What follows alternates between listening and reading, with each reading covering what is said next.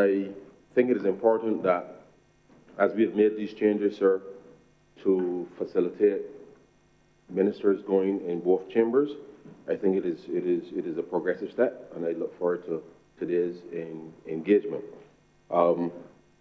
This particular bill on the order of paper, sir, is part of the financial architecture, sir, which we all hope will never ever have to be used. And in the context that we, sir, in this part of the region, we have seen failed institutions. And what we want to make sure is that ordinary Barbadians at all levels will have the safeguard in place to ensure that should an institution fail, that there is a system in place that provides almost immediate relief by way of insurance. Now, let me start by saying, sir, that the Barbados Deposit Insurance Corporation, BDIC, was formed through an act of Parliament 20 years ago, 2006, and came into operation in 2007. At that time, sir, as is the case today, it only provided deposit insurance or protection, sir, for those who had bank accounts in the commercial banking sector. And therefore, through not just advocacy, but in relation to the fact that the growth in assets or deposits from the credit union movement has increased significantly these last 20 years, it is important to ensure that as we further strengthen the financial sector, that the coverage with respect to ordinary Barbadians is further enhanced. And I think it is important that for Barbadians to recognize that since this bill was first passed in 2006, we have since seen the formation of the Financial Services Commission, which covers the non-bank institutions in Barbados in 2014. And as you know, sir, as a younger man, sir, you know the days of trade confirmers and the distress that thousands of Barbadians experienced when that bank failed. And to the extent that this type of insurance, had that been in place at that time, the fallout would not have been as serious as it was then. And therefore, we've put measures in place to ensure that whilst we have a method of surveillance between the central bank as well as the Financial Services Commission to monitor the interests of Barbadians, it is important that we know, in a sense, sir, further strengthen that support to ensure that within the context of the credit union movement, that those Barbadians, people in Marhill Street and along the way, sir, who have credit union accounts, that they too are protected in this legislation. And so what this bill is intended to do, sir, is to further support families in this country. Individuals who have small businesses who deposit their monies in credit unions for whatever reason that they choose to do. And it is interesting because as you and I both know, sir, persons who are members of credit unions own these institutions.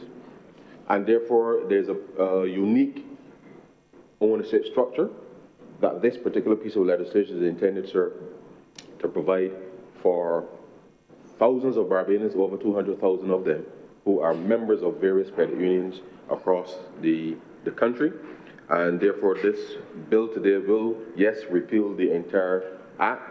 It will preserve those orders in place with respect to the fund that has been built up for the coverage within the commercial banking sector. But it will usher in, sir, a new level of protection that will be provided for thousands of Barbadians across the country. And why is this important, sir? 20 odd years ago, 2007 more precisely, assets in the credit union movement was just $403 million. At the end of 2025, it was just short of $3 billion. So roughly in the last 20 years, sir, you've seen almost a seven-fold increase in assets and deposits of credit unions, to the point now where almost $1 in every $5 in circulation in the economy are in credit unions. And therefore, to the extent that we now need to ensure that the financial system, as we are strengthening it, sir, that this level of protection is there, we are coming here to respond to the very strong advocacy, sir, that the Credit Union League has placed on the government these last 8 years to ensure that we have this mechanism of protection in place for their members. And I think the extent to which it would allow for greater confidence in credit unions and allowing them through other reforms which we are undertaking to really have the credit unions, sir, immerse themselves more aggressively in the economy, and to be able to ensure then that this wealth that has been generated over time certainly can be passed from one generation to the next by having them immersed fully into the economy. And so there are two specific credit unions that are particularly large. As a matter of fact, sir, I won't call the names, but we all know who they are. But one of them specifically, sir, is even larger than the smallest bank. And it is instructive, sir, that even in the structure, one of the credit unions owns a Part 3 institution, which is a deposit-taking institution, which is not a full bank. So you have a situation where you have a parent who is not protected, but it owns a child, which is part of the current system that's protected. And therefore, it is a bizarre circumstance, but the reality is that's the nature of how the licensing regime works within the financial sector. And therefore, we are here to ensure that we right-size the level of protection within the deposit-taking institutions in Barbados. And therefore, those two credit unions, sir, as we describe them as systemically important financial institutions. And you and I both know, sir, that anytime an institution fails in a country, the resolution is often, or let me put it this way, a quick resolution is often the thing that matters most when there's financial uncertainty. And therefore, within this legislation, we will be reforming the mechanism through which, should an institution fail, that the BDIC, as constituted, will now be able to deliver a faster resolution than that for which we saw in the last iteration in relation to CLICO, for example, sir, which took 10 years to be resolved. And the lack of resolution meant that thousands of Barbadians were pretty much in abeyance, sir. And therefore, within the context of what we had to do with our debt restructuring, we had to resolve that 10 years after the fact. And really and truly, sir, that is not a good system within which to be able to give confidence that your financial system is working. And this is part of the reason why, even with this specific iteration, and I'll go through some details a little later on what is the proposed resolution framework. But as I said at the very beginning, sir, most Barbadians don't know that BDIC exists. And the reason that they don't know that is because we've put in place a level of surveillance through the central bank, which is actually quite robust and vigorous in relation to the capital adequacy requirements to ensure that when banks lend, that the process through which they do that lending, nothing is ever risk-free, but it is the level of risk that you're taking vis-a-vis the deposits that you have and the capital that you have to absorb such losses. And whilst I know that some people might be a bit disturbed at the amount of information that a financial institution will have to ask you for today, there's good reason for that.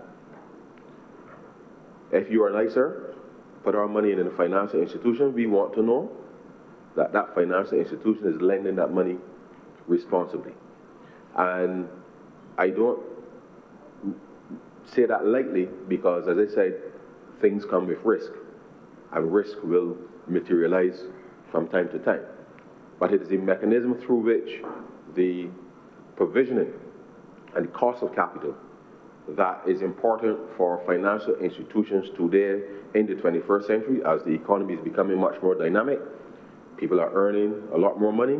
They're placing these monies in financial institutions, and therefore it is important that the regulators, in this case Central Bank and FFC, monitor to ensure that the boards and the management are doing the things that they're supposed to do, because as institutions get larger, sir, you would appreciate the exposure becomes larger. And therefore, if we are going to ensure that Barbados' economy continues to get stronger, the financial system must be there to support that growth. And in this instance, sir, should something happen, then there will be somebody at first slip, as we would say, sir, to ensure that ordinary people can be paid out. Now, this deposit insurance, sir, as introduced in 2007, only covers up to 25,000, sir, of your account balance.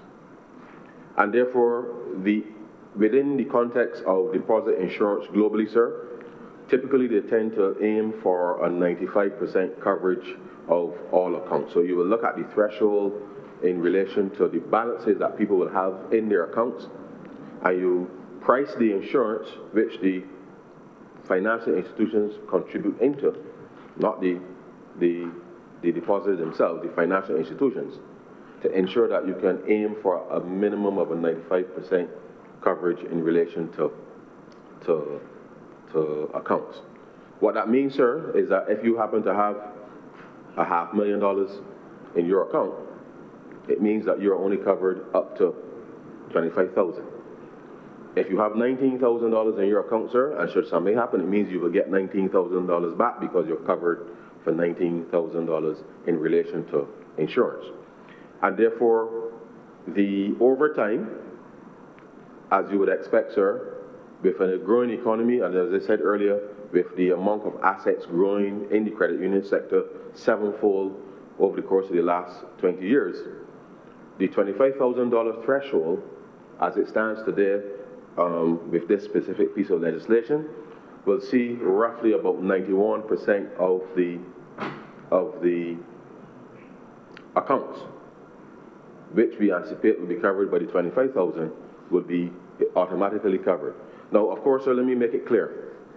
The passage of the legislation and the implementation of this does not in of itself create the immediacy of the coverage. It takes time for the institutions to build the balances to ensure that you achieve the insurance level to cover that perspective. Typically, depending on how aggressive the financial institutions are, they usually will achieve that coverage within an 8 to 10 year period in relation to how they contribute into it to ensure that they have the mass to do it. I'm happy to say, sir, that in 2007, the government of Barbados at the time, to jumpstart the coverage, put in $1 million for the banks. This time, sir, as we look at the numbers, the government of Barbados is committed to depositing $1.7 million to cover the credit unions at the beginning to jumpstart that particular initiative, sir, to ensure that we are able to start the process once the credit unions they've all done the business cases, sir, to ensure that they know what they need to do to provide that coverage for their members. They have been very vociferous, sir, in their advocacy in relation to getting this matter completed. And I think that as we go through these next few years, credit unions will get stronger. They will be able to provide better services for their members. As you can see, sir, even with the launch of BIMPAIR recently, 2 of the larger credit unions are already on board, and the league is working with the others to ensure that they too can come on stream as quickly as possible. And therefore, the league itself has been very proactive in leading this charge in relation to the change management within the credit unions, and you have seen some consolidation within the sector, such that you are seeing now about 22 more active and vibrant credit unions, There are ongoing talks within the league and the sector for more consolidation. And I think it is important for Barbadians to appreciate that in this digital world and with the types of product offerings that will be contemplated down the road, the bigger your balance sheet is, sir, it means that you can provide better services to your client class without abandoning the original mandate of the specific institutions when they were originally formed. And therefore, we see this as important, sir, for unleashing those assets for the credit unions to play a much more inclusive role in not just the recovery, but the transformation initiatives, sir, that are contemplated under BERT, sir. And therefore, this will, in of itself, attract certainly more investor confidence on the part of credit unions and their ability, sir, to be able to engage in helping to build out the economy. And so the $25,000, sir, and regrettably, I will say this to you that as it stands now, within the banking sector, the level is roughly 88% in terms of coverage at $25,000. So we will be reviewing that over the course of the next few years to ensure then that the premiums associated on the banking side can be adjusted. Now let me say, sir, that part of the requirements for credit unions based on the current legislation is that credit unions are required to hold accounts with banks, sir. So imagine you have a credit union, sir, one of the largest credit unions in Barbados. You're required to hold an account with a bank. And even though you may have assets in excess, sir, of $1 billion right now, because you're required to hold an account with a single bank now. So you have a balance sheet well over $1 billion, sir. Based on the current system, that single account that you're required to hold in the bank, sir, the limit is only $25,000 in relation to any particular coverage that the institution has. Because this system protects accounts, sir. There are some people that may be lucky enough, sir, to have a few accounts and they can spread a little risk across 4 or 5 institutions to get more coverage. But as you know, sir, the average man in Marhill Street, in my constituency, sir, don't have the privilege of having that type of coverage.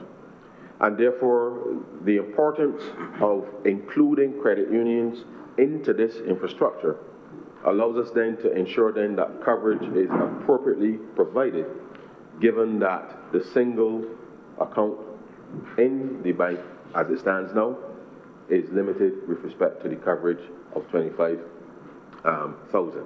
And therefore, this is important for, as the reasons that I outlined earlier, is to broaden the level of protection with respect to the membership. And therefore, it is a sensible thing to do, is what they've advocated for, sir, to ensure that there is greater financial inclusion from an institutional perspective, and that the average citizens who, as you know, this time of year, sir, almost all the credit unions go through their AGMs, and therefore the timing of the passage of this legislation, which I hope will get the support of this chamber, is important because it improves the governance, sir, of these institutions, and it would allow them now to start a different kind of conversation, sir, about the requirements, not just from a fiduciary responsibility, given that we've seen a lot of consolidation over the past couple of years, and that to participate in this system now, sir, is going to require a number of changes operationally within the institutions. From the perspective now that obviously you have to do more reporting, your data records and all of that will need to be up to date. And I think it is important that the average citizen understands that it is not the government who wants to get into your business, sir. The government's role through the regulators is to ensure that institutions are doing the things that they're supposed to do to mitigate against risk, to prevent any institution from failing. whilst we can never 100% do that, this mechanism is to ensure then that all of the systems and the data and information at all institutions, all financial institutions who participate in the deposit insurance framework, that you must have up-to-date information. Because imagine, sir, that the Senate is a credit union. The credit union itself, sir, should know and have up-to-date information on all of our balances. Because if something had happened to the institution, it must be able to certify within a particular time to the BDIC that these are the balances that were held for each of us as members in here. And therefore, the reporting over time on this information is going to be important in much the same way as you would have regular reporting for your capital adequacy ratios, the delinquency loan, the non-performing loans, and those types of traditional things. It gets a lot more granular now because this is now where the balance on each of the accounts for each credit union member must be almost available, sir, in real time. And that continuous access to information is key. So I just want to make it clear, sir, that the government isn't seeing any of this because that's not our job. This is a regulatory matter, and therefore it is important that Barbadians understand that the sharing of accurate information is important for the integrity, sir, of the system for people to trust in. And therefore, credit unions in of itself now have to start to put those systems in place such that in the same way that people send you an annual statement, sir, to tell you what's in your account, you can check it online these days. It's a lot easier today, certainly, than it was 20 years ago, sir, when this thing was started, with all the digitization and the efforts that are in place. And so it is just a change of reporting into the BDIC to ascertain, obviously, exactly what the balances are, such that we can avoid any particular issues if and when, sir, a matter should arise that requires resolution. And so, sir, we contemplate, and I say this, I'm not sure if there are any lawyers in the chamber, sir, but yes, they are. Yes, yes, sorry. But under the current framework, if everything, sir, and when I say everything goes well, I mean, should an institution fail, and everything is in order, it would take somewhere between 3 to 15 months, sir. And I'm saying that if everything goes well, it would take minimum 3 to 15 months to get people paid. Which, as you and I both know, sir, that if a bank failed in Barbados tomorrow, sir, certainly I don't have much here now. But and I don't say that lightly, I cannot imagine, sir, the circumstances upon which, not just me, but the government, all of us, would be inundated with questions and queries about what happened, when they can get my money, and all of that. And therefore, it is unacceptable that even with everything working in the way that the current process allows, it will take 3 to 15 months in order for people to be paid. What we are contemplating in this particular iteration of the bill is to reverse that. So rather than have an institution, when it fails, go to court and get all of that court action in the way before people are paid.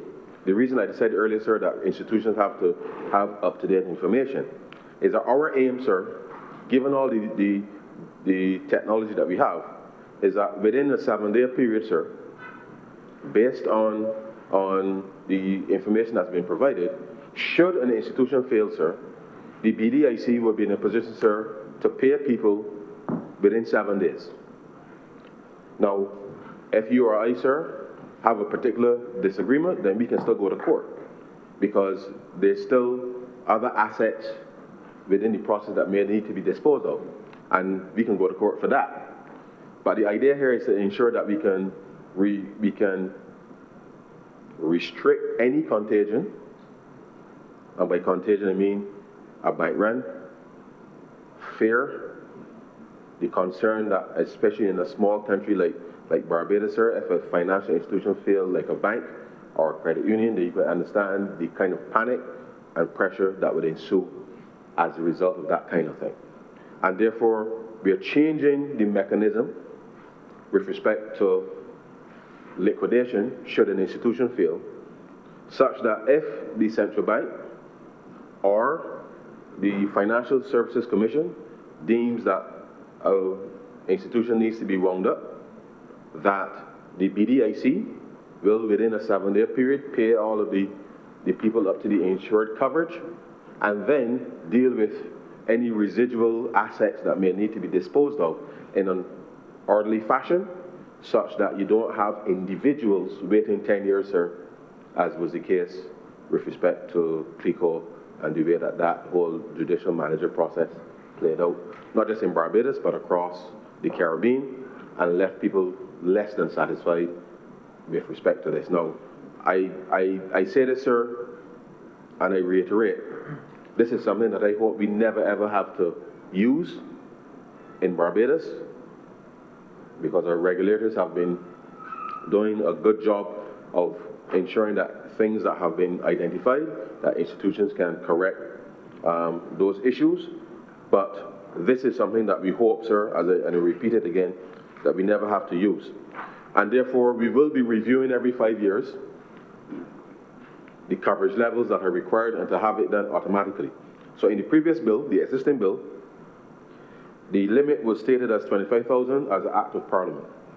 We are going to change that mechanism and have an automatic system whereby every 5 years we will review the coverage level that is required to maintain a 95% coverage rate, sir, and have the institutions increase their premiums appropriately to ensure that we can maintain those coverage levels.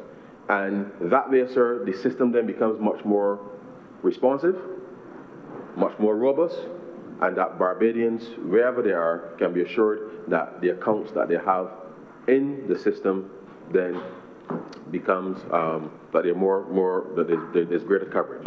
Now, why is this important, sir? As I said, if you have a level of automaticity, sir, with respect to the increase in the coverage level, it means that people don't got to be running about the place, having accounts in different banks and maintaining all these banking relations that, I say banking, but financial relations that they need, that they, I mean, of course, if you've got a lot of money, that is the only option.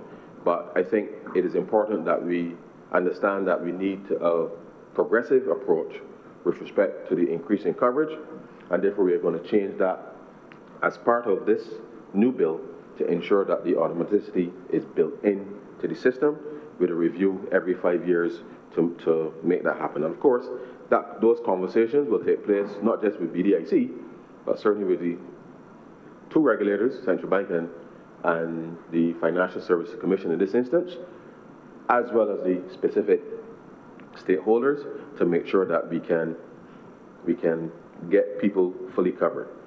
And so this is very, very, very important, sir, because if we are going to see greater financial innovation, people must have greater confidence that they can put whatever monies they have into the financial sector, have those monies deployed, and of course, the confidence around the regulation, as I've said to both the Central Bank and the FFC, whilst government has started and supported the enhancement of financial literacy, these are the kinds of robust explanation that institutions themselves have to explain with their members, but we need to ensure that there is greater financial literacy right across the board in relation to how these things make a difference, sir, to ordinary people's lives. And so it is important that this is placed in the context that where the financial sector is making more and more strides in relation to the factors, sir, and those regulations around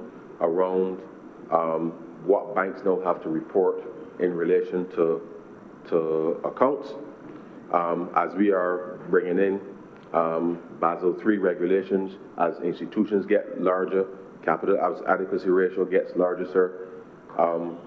It is going to be important that people get a better understanding that the more successful a credit union becomes, the more important it is to the Barbados economy. Then it means that the scrutiny on their behalf, but not just scrutiny from a regulatory side, sir, has to be enhanced. And therefore, that conversation we've been having with the Credit Union League, we've been having it with the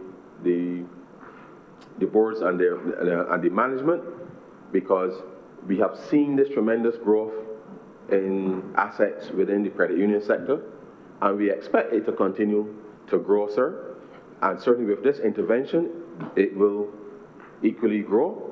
And therefore, those corporate structures and the governance around how you manage these institutions by nature will have to evolve. And I think the sector certainly gets it, and therefore how that change is felt and experienced, I think, by the members is really where the conversation needs to be now had between the league, the institutions, supported by the regulators, to ensure that people understand and appreciate that the type of record keeping, the type of scrutiny in relation to credit acquisition and the like, sir, is going to be important, because Barbados has long passed the FATF threshold, sir, as you know, on a supply of $5 billion US. And as we've exceeded that threshold, there are certain requirements that we now have to say that our full financial architecture is not just compliant, sir, but the compliance allows our people now to do investment, not just in Barbados, but outside of Barbados. And therefore, our money and our systems are clean, and us being able to prove that makes a difference, sir, to their lives. And so this deposit insurance to include credit unions, I think, sir, is a very, very progressive step, given the nature of the robust growth that we've seen within the sector.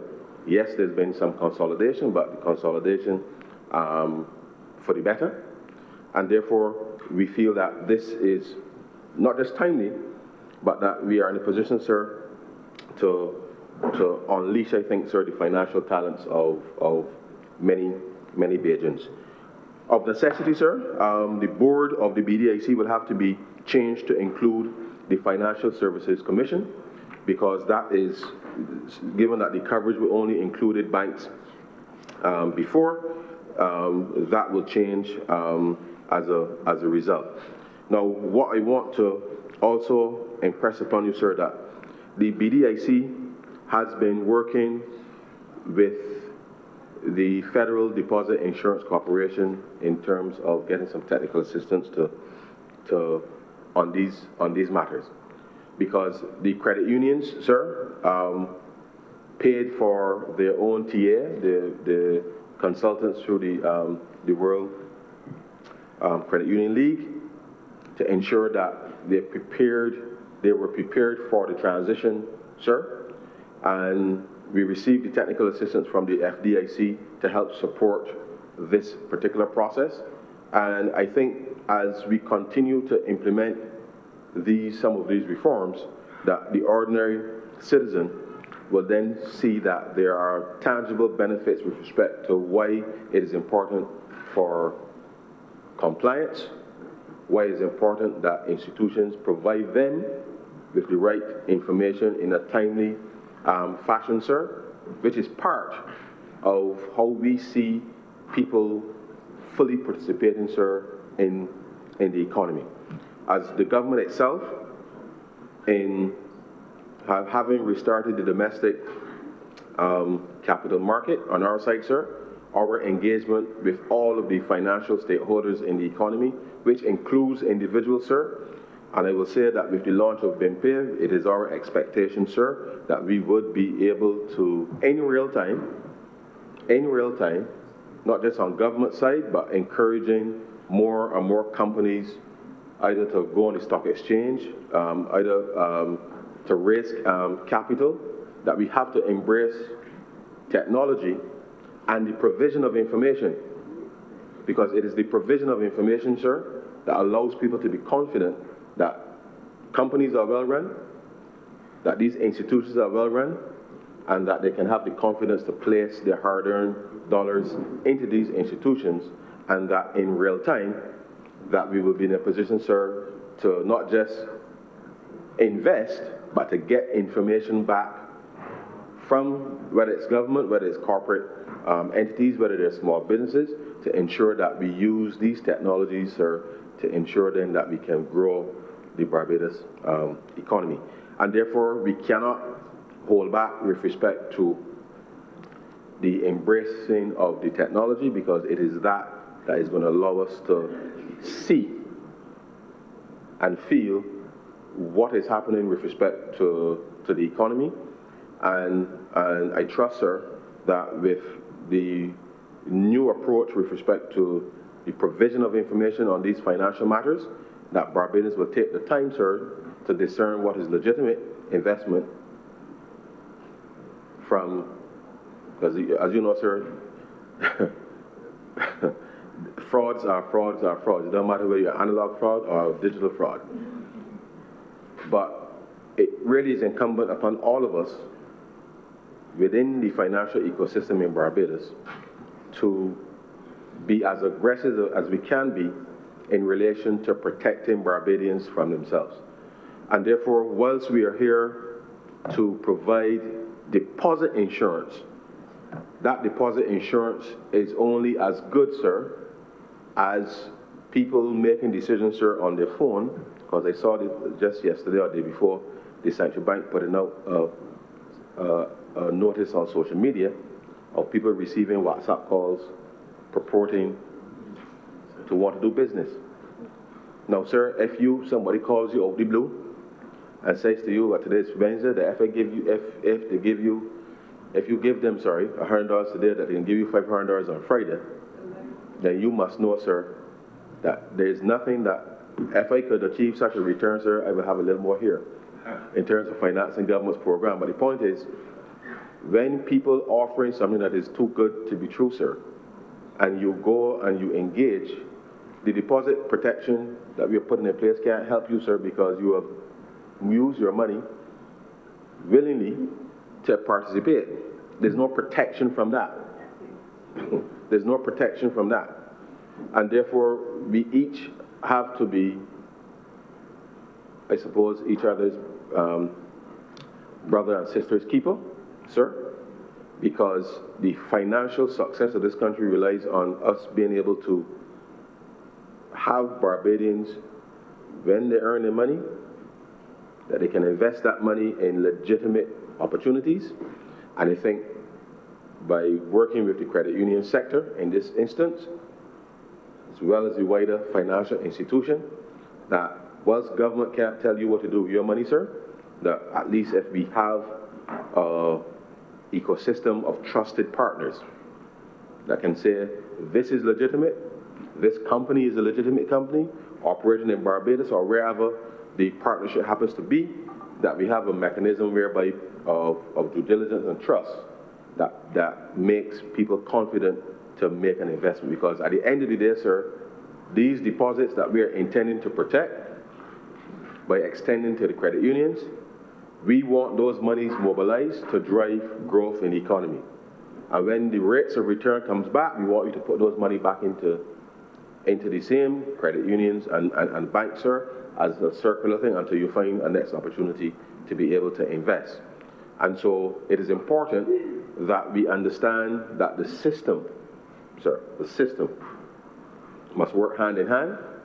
And I think that with the type of support that we have seen through the financial sector assessment program, which both the central bank and the FFC have both undertaken since 2014 or so, sir, that we will bring that now closer to home to people so that when they see these nice reports, that they understand how they fit in to those reports, and that when we say that we are off of everybody's list, sir, that being off of everybody's list means that the due diligence that's required of all of us is less, is standardized, so that we can get on with the business, sir, of investing and growing this economy. And so, sir, these things are important. They cover individual accounts, they cover joint accounts, sir, corporate accounts, everything. Now, sir, I should point out, you and I are brothers, sir, and we just happen to have a joint account. In this legislation, if something should happen to a bank, sir, or credit union in this instance, sir, at the time of resolution, it will be assumed that you and I have an equal share in the money in the account. Unless, of course, there is some documentation that says that you have in more than me. What's the reason for this, sir? Documentation is important. We know that family members, and we live in an aging society now, sir, we have issues of increased dementia and Alzheimer's. People are being using the sons and daughters to be able to administer the financial arrangements, and so there's nothing wrong with that. But should something happen, the assumption will be that it's 50-50 if you and I, if it's you and I and the Honourable Deputy President, it will be split in three. And therefore, these are just some operational things that we must point out from the outset that are embedded into any resolution process, and therefore the coverage will then be split based on the balance between either the two of us or three of us, sir, as the case may be. And so this is intended to give clarity should an institution fail. We continue, sir, to strengthen the regulatory framework across the board. We have been working across the region, central bank to central bank, and even other commissions, because as you would appreciate, sir, as the credit unions get larger, then they have to be brought into the formal part of the surveillance system, and the central bank has been monitoring the two largest institutions now for at least about 10 years or so as they get larger. And that is good news, because it means then that Barbadians have had confidence in those institutions to place their resources, and as the others are continuing to grow by way of mergers and acquisitions, well, not merger, by consolidation, then we will see those balance sheets continue to rise, and therefore they have the capacity and the girth to be able to respond to the regulatory as well as the operational demands that the provision of deposit insurance, sir, would require of them to do. It is instructive, sir, that we are at a time now when the ability, especially with the digital wallets, sir, the digital wallets are available. And so I know, sir, that if an institution happens to fail, the ability for you to pay me becomes important. And therefore, by having the availability of a digital wallet, not necessarily with the same bank or institution that failed, but the access to a digital wallet now allows for this process by the BDIC, should it ever have to execute that process, sir. The availability of a digital wallet makes it easier now for people to be paid, rather than to have a specific bank account or to be running about the place, sir, trying to find a bank to get the money and all of this kind of thing. So the times that we are living in, we are trying to make sure that obviously the regulatory space is keeping pace with the environment that we're living in, and therefore again, the type of education and awareness that's going to be required for this is part of the financial literacy broader framework that we are we are rolling out, sir. But as I said, I live in hope that we never ever have to utilize this type of facility, because we've been able to continue not just to do the appropriate regulation, but that the managers at these institutions are making decisions on a day-to-day basis that, one, protects the depositors. They're still going to make some profit, sir, because as you would appreciate, sir, financial institutions are in the business of making profits. In this instance, credit unions, they share that profits amongst their members, so they're no less, that is part of the ethos, as opposed to dividends going out of Barbados, which is the case on the banking side. But the motive is the same. They are in the business of making money, and therefore they must take some risks. But those risks must be mitigated and supported, obviously, by appropriate documentation. And yes, things may happen from time to time, as is the case, but it is the tolerance of that risk within the context of the balance sheet that ordinary Barbadians now must understand and appreciate, that the system that we are setting up is contingent on the people that they hire to run the institutions on their behalf, making the best possible decisions in relation to not just credit decisions, but the actual management, sir, of the institution.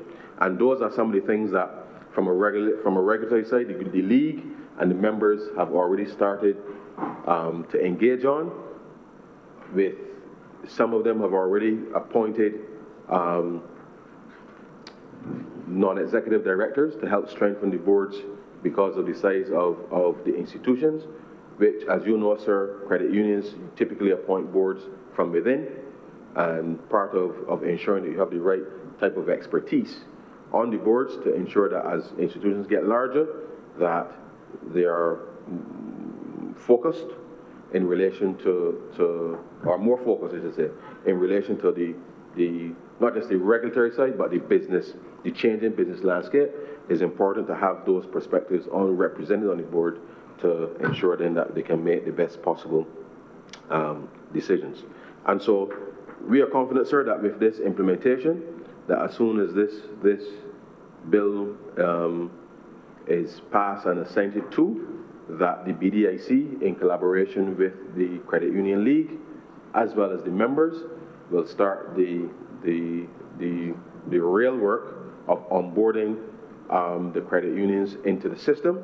As I said, sir, government will support with $1.7 million to support the kickstart of the fund, and that we then can see over the course of the next few years that credit unions have in place for their members and ordinary Barbadians the similar level of protection that the banks and the Part 3 institutions have been enjoying, sir, for the almost past 20 years.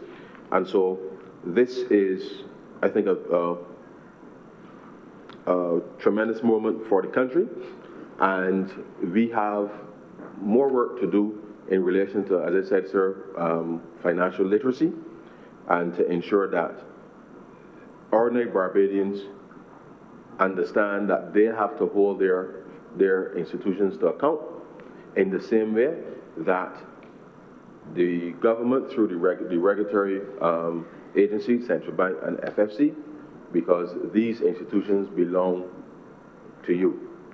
And therefore, we will work together with ordinary Barbadians to ensure that they are not just protected, but that they take the appropriate level of risk, supported with the relevant information to ensure then that they can participate fully in the rest of the economy.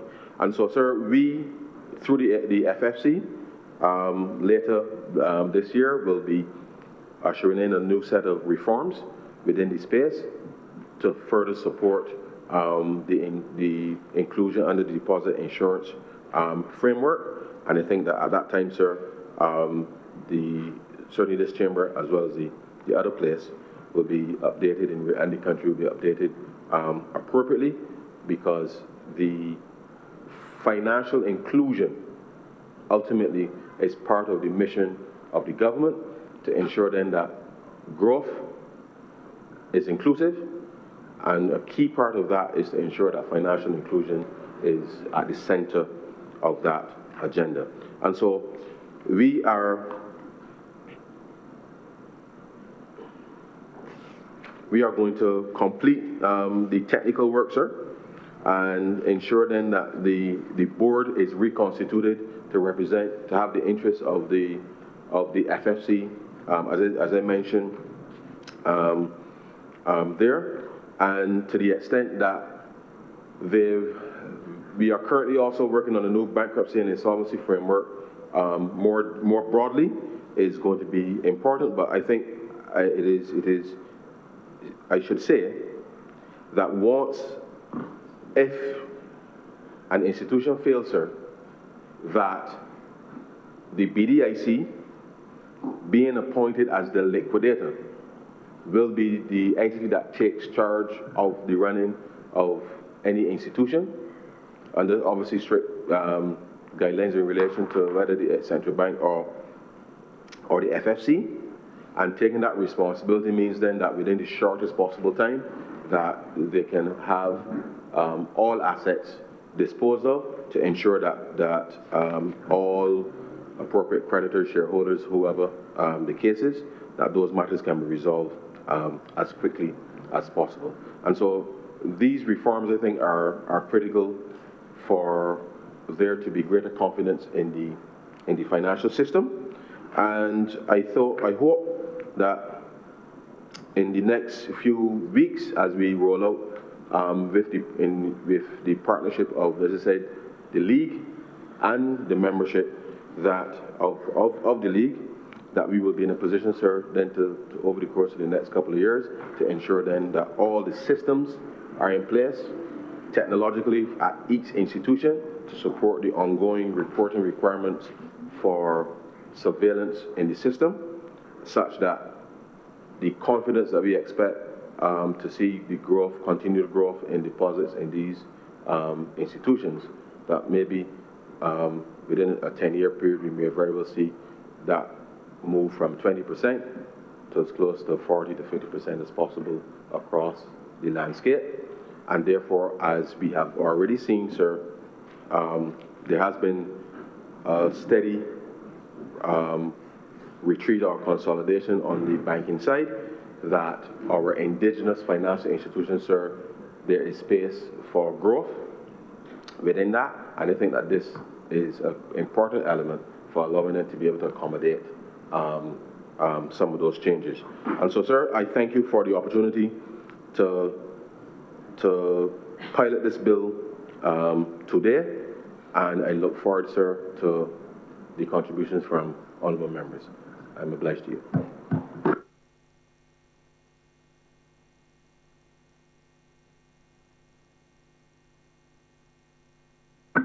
I beg to move, sir, that this bill be read a second time. Thank you very much, Honourable Minister of Finance. Speakers, Senator Gurridge. Good morning, sir. Thank you so much. And good morning to everyone else who's here. Good morning to Barbados. And it is an honor and pleasure of mine to have to speak on this Protection of Depositors Bill 2026. I support the objectives of the bill. I believe that every Barbadian who entrusts their savings to a licensed bank or a credit union deserves confidence that, should the institution fail, there is a credible and well-governed system and a mechanism of protection capable of protecting those insured deposits. And as the Minister of Finance stated, we really don't want the businesses to fail at all, but the bill is there as pretty much a safeguard just in case. You know that one must always prepare for the negative just as much as you could prepare for the positive. So the bill modernizes our deposit insurance framework. It strengthens the role of the Barbados Deposit Insurance Corporation, and it aligns Barbados with international best practices in financial stability. But I must state, I wrote a note so that I don't forget. And it states that good legislation has to be measured by the strength of the mechanisms that ensure that the bill's objectives are achieved. So right now we're looking at how the objectives of the bills could be achieved based on every clause that is drafted in the bill which is presented before the Senate. So my first concern was the accountability and the timeline. And the timeliness, sorry. So I was looking at section 16, sir, and without going into the details of that section, I know that that section requires that the corporation has to prepare audited financial statements and an annual report within 4 months after the end of the financial year, yes? And the minister must then lay those reports before Parliament within 6 weeks. And this is the statutory timeline that was given. The difficulty, Mr. President, is that we know the tardiness that happens with, government departments and state-owned enterprises when it comes to bringing reports in a timely manner, shall I say. So we have to look at the fact that there are no consequences whatsoever if those deadlines are missed. So that's the area that I was looking at, because I noticed, sir, that particularly throughout our public administration, we have seen examples of statutory reports reaching to Parliament months or sometimes even years later. And it is problematic, especially when we're looking at building public confidence. The moment that you don't see the reports, then of course, public can't have confidence in the institution and say, well, everything is working well. So that is a problem. And ironically, this bill, it imposes strict penalties on private institutions. And so when I look at section 25.4 and 28.1, it provides penalties for up to $1,000 per day for member institutions that fail to submit required information or fail to make required payments. In other words, the private institutions are subject to financial penalties for failing to meet the statutory obligations, while the corporation itself, as you see, faces no statutory consequence if it fails to meet its own reporting obligations. So when we're looking at accountability there, sir, what I'm saying is that if we're going to do that for the private entities, then what happens to the corporation? What happens when they are late? It wouldn't be fair. So looking at the issue of accountability, then my recommendation is that you have to fix that in the bill so that, it urges then the corporation to meet its obligations. So, sir, the bill imposes those financial penalties on the private institutions for failing to meet the statutory obligations, yet provides no comparable mechanism to ensure that the corporation and the minister comply with their own reporting obligations. That is my statement, and accountability should be reciprocal. So where statutory deadlines are missed, Parliament should receive a mandatory written explanation together with a revised timeline for compliance. So that is my recommendation, and I therefore recommend an amendment requiring that where the corporation fails to comply with the statutory deadlines, the minister must, within a specified period, lay before Parliament a written statement explaining the reasons for the delay. A revised completion date should be provided. The explanation be published together with the outstanding report. And persistent non-compliance be referred to the Public Accounts Committee or another appropriate parliamentary committee for review.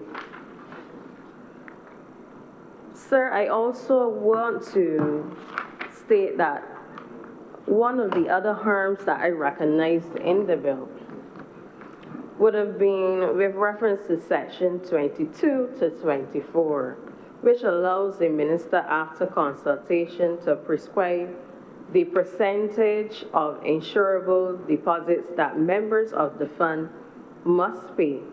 I just want to state that this uncertainty is unnecessary and that businesses do tend to thrive on certainty and not where there is uncertainty. So there needs to be certainty, sir, and those are two vulnerable areas in which I noted in the bill, and I would strongly recommend that those areas be amended. And I know this is not the committee stage, but those are my recommendations, sir. So, sir, apart from that, I just want to make note on two other facts. The bill does not state the insured limit, and that was my strongest criticism there. Section 29 provides that the deposits are insured up to the insured limit, but the amount is not contained in the Act.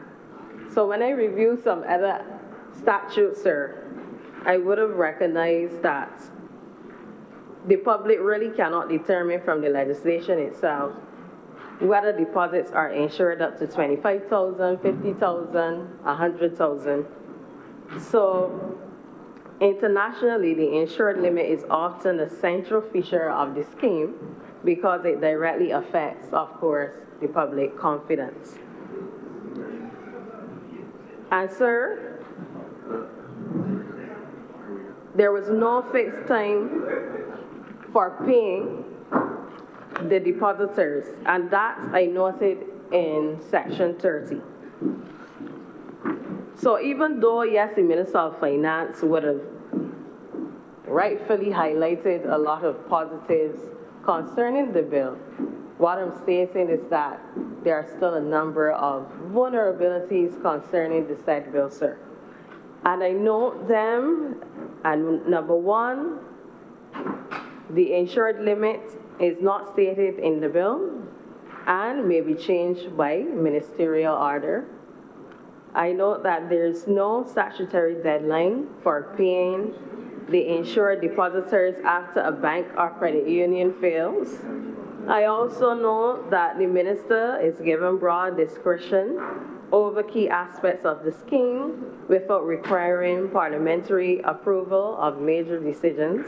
I also note there's no effective enforcement mechanism if the corporation or the minister fails to meet the reporting obligations as I just mentioned in section 16. And the bill should include stronger transparency measures, including post-liquidation reporting and periodic legislative review. And those are just my submissions, sir, on the bill. So I thank you for listening to me, and those are my respectful submissions. Thank you. Thank you very much, Senator Goodrich. And more speakers, Senator Maladu. Thank you, Mr. President. As usual, I will seek to be brief. First of all, I would like to start by congratulating and complimenting the Minister from that other place who has joined us today in your presentation, which I thought was clear and concise, and I much appreciated it. I want to rise in support, complete support of this bill as it extends to protecting our ordinary depositors, and this has been long overdue. It has been there for persons who were making deposits in the commercial banks, and the credit union movement is an extremely important part of the fabric of Barbados, and to see it extended now to there is a welcome position. It actually is kind of a strange situation that we've had, because the Minister said, Mr. President, that the credit unions are required to hold their money in the commercial banks. So the credit unions might themselves have, I think he said, as much as 200,000 individuals who have money, and then that is held in 1 or 2 or 3 accounts, and then that is limited to $25,000 in each one. So this fixes that problem immediately, and I think that the commercial banks are happy that you're fixing it, because they themselves were finding it in a little bit of a difficult position. I would make a couple of comments where I think that over time, I think the bill could be strengthened. I would say to you that I'm always concerned with how people react to insurance. You know, if you are walking across a tightrope, and if you fall, it is going to be certain death, you will walk a lot more carefully than if you have a net below you. So I sometimes worry about insurance. Car insurance, does that mean that because you have car insurance, you should drive recklessly? If you have fire insurance, does that mean you don't need to worry to turn off your stove? So I worry sometimes about what people view as insurance. And I just say that insurance is not a substitute for good governance. And I think that this is where, in the future, we need to make sure the FSC is on top of these matters very, very carefully. The other thing I would comment about in the bill is that the bill treats the credit unions in the same way it treats the commercial banks in terms of the premiums to be paid. And I wondered if the premiums to be paid should not be risk-based. And if there is in fact a higher risk or a lower risk in one area or another, it maybe should not be one premium across the entire thing. It should be a risk-based premium, because that is ultimately what we are doing here. So by adding the credit unions in, one might reach the conclusion that the credit unions are less risk and therefore should pay less of a premium. Or perhaps you will reach the conclusion that the credit unions, in comparison to the commercial banks, are of a higher risk, and therefore the premium on their deposit insurance that they need to pay is different. I don't think it should be built into the bill that it is clearly the same premium between the two. So I think that that could, in time, be an improvement made on it.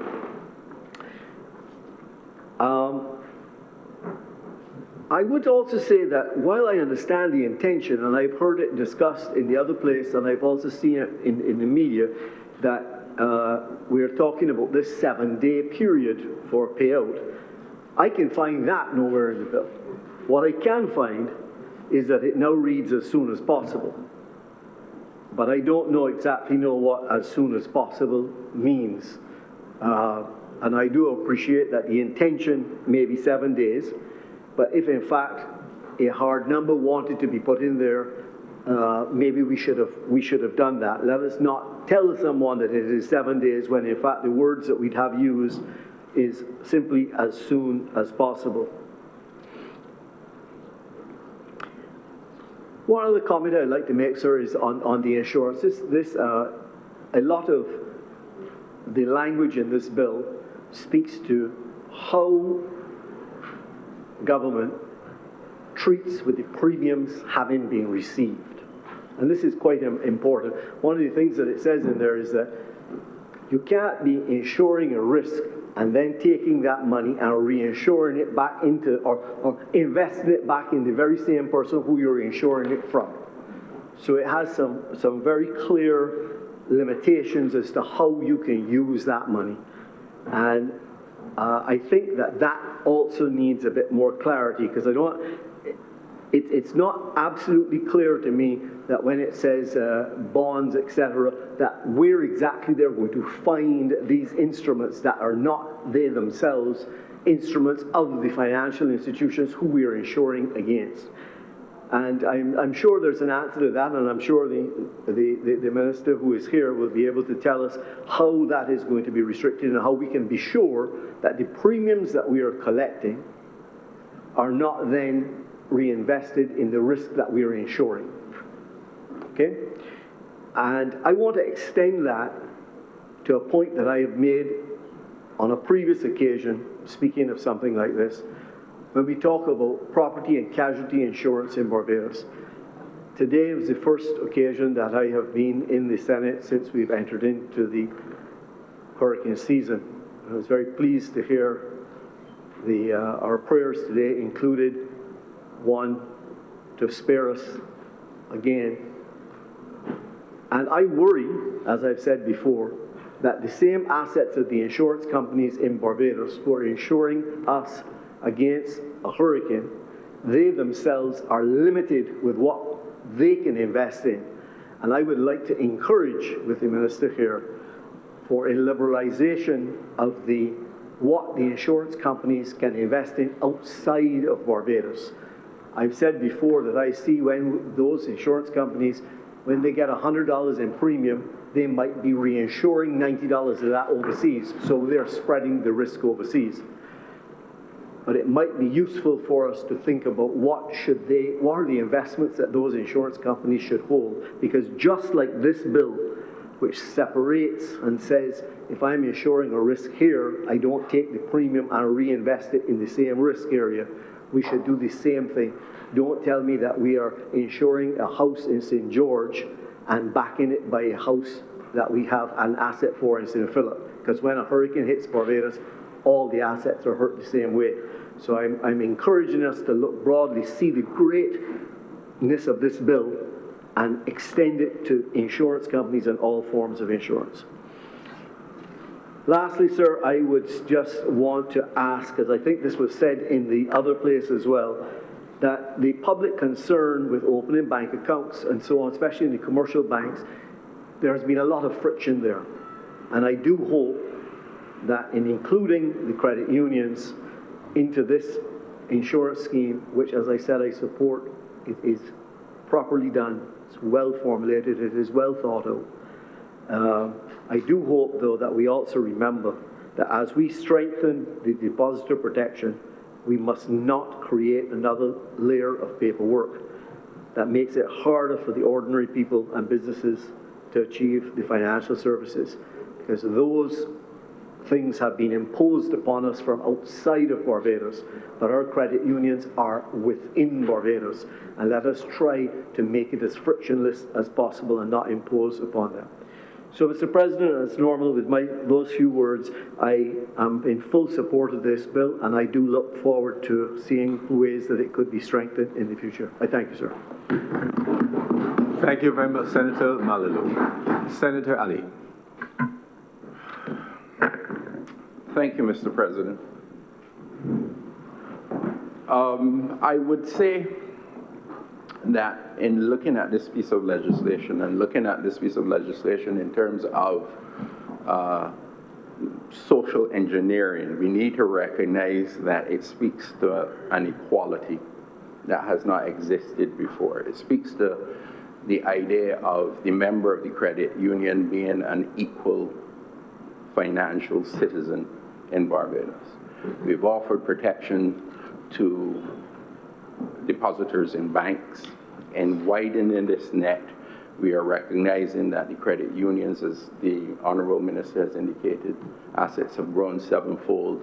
There is a need to say to the depositors within the credit union that we recognize you need the protection, and you will be taken care of in the same manner that we will take care of any depositor. When you consider the average credit union citizen, you are considering the average middle-class person. You're thinking of our police, our teachers, our nurses. You're looking at what we've often considered the bedrock of our societal stability. And they, just as any other category, require that protection. When I hear that the objective is to cover, or we will be in a position, hopefully, to cover 95% of those depositors, that speaks to the stability which we are offering our financial sector, a major part of our financial sector. And that protection is not an esoteric concept. I have the experience of supporting the judicial manager in seeking to solve the problem that was CLICO. In that position, and I believe the minister would have referenced the 10 years that Barbadians had to wait and suffer. And I would say that we are only now dealing with the EC policyholders, now 15, 16 years on. So Barbadian policyholders had the benefit of a government that stood up and said we needed to act, and actually did something to assist them where there was no legislative framework necessarily in place in the manner in which we are discussing today. EC policyholders did not have similar benefit with their governments in terms of their position to possibly safeguard those policyholders. And the cents on the dollar that those individuals are receiving hurts at the core. In that position, I would have seen the retired persons who made their investments feeling that I've put my nest egg to protect me in my final years without being a burden to my family. I would have seen the parents who would have invested for the purposes of their children's education. I would have seen children who now had to worry about how they were going to take care of their familial relations. That is the type of pain that occurs where we do not put these types of safeguards in place. And that middle class category of our society is not a class that can take that type of pain. Deposits within the credit union system are often not for long-term value. Some persons are capable of, yes, using it as a safeguard, and they build up their deposits in terms of saying this is my nest egg. But you take away that from a person a day where you have persons who are living day to day in terms of their financial resources. You cripple them immediately. You cripple them in a manner that it is not easy to recover from. So that when the Honourable Minister speaks of speed in this legislation, in terms of when we can get to a position that persons can receive their money, that is a major element that must be addressed, and the government must be commended in that regard. The nature of judicial management in the CLECO matter meant that it had to take a winding road through our judicial system. There was the issue of what assets backed up the insurance company. And it brings me to the concept where I would suggest that the very next steps in terms of offering this financial protection should extend to the insurance sector. Many people invest in annuities and the like in the insurance sector. And in many countries, there is an insurance scheme similar to the depositor insurance concept here to protect those policyholders and those investments and to allow for the return of monies in a timely manner. If something like that had existed in the context of our insurance sector, the CLECO policyholders would have been better served. Right now, we have a very vibrant and hands-on regulator in terms of the Financial Services Commission. And we would have seen in the newspaper recent activity where they're taking action that they see fit to try and protect policyholders and the like. But the insurance legislation as it stands now allows for investment in statutory assets that are supposed to safeguard depositors. But where those statutory assets are in the nature of real estate holdings or the like, there is going to be no quick resolution for the benefit of any policyholder. The realization of those assets in a manner that would allow policyholders to get back their investments and get back their money is compromised. Now, on paper and on the balance sheet, and my friend Mr. Niles would say, you know, I got it on the balance sheet and I can see where the asset matches the liabilities, but that is a balance sheet and that is not the nature of life experiences. So the speed with which we can return these monies is a critical element of this legislation, a necessary element of the legislation. In looking at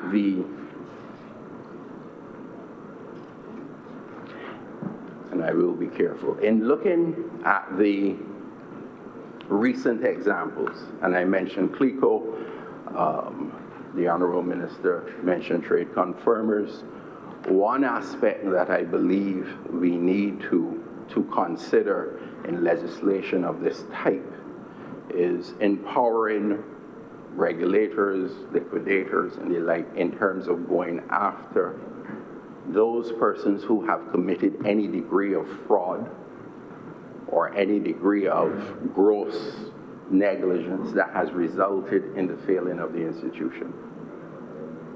It strikes people at their core where they have lost substantial savings or substantial investments, and they can see persons who they believe to be partially responsible walking the streets seemingly with no need to answer or account for what they have done and the pain and suffering they have caused. The average Barbadian wants to know, we speak of being fair, we speak of treating each other as you would wish to be treated. But when you know that your mother, your grandmother died in debt, not being taken care of, where she had slaved and saved and invested for years, and then individuals who we think or assume may have played a part in that go scot-free, is offensive.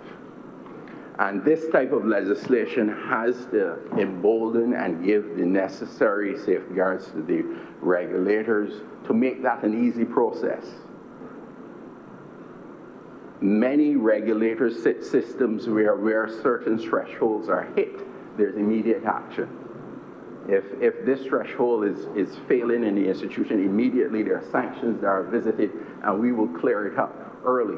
Now, it is maybe inappropriate for an attorney who should speak about best practices and the right to be heard and the like, to be putting forward this type of proposal.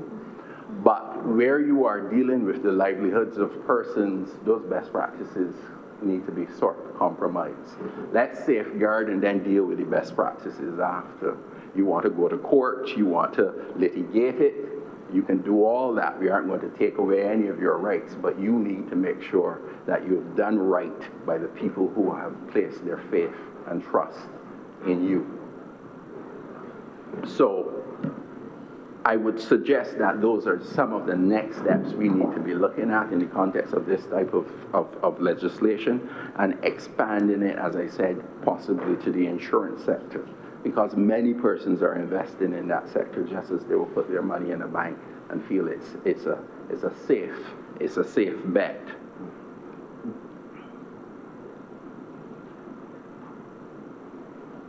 Just a few comments on some of the issues raised by Senator Goodrich in terms of safeguards, filing of audited financials and the like. And maybe it is stated with no recognition of the role that the Financial Services Commission is playing presently in terms of these types of mechanisms, where entities, central bank, similarly relative to banking institutions, the mechanisms are found in the regulations and the rules in terms of how these entities operate. The filing of audited statements and the like comes with sanction where they're not met. It isn't necessary that you are going to see it in the legislation itself. It does not mean it does not exist.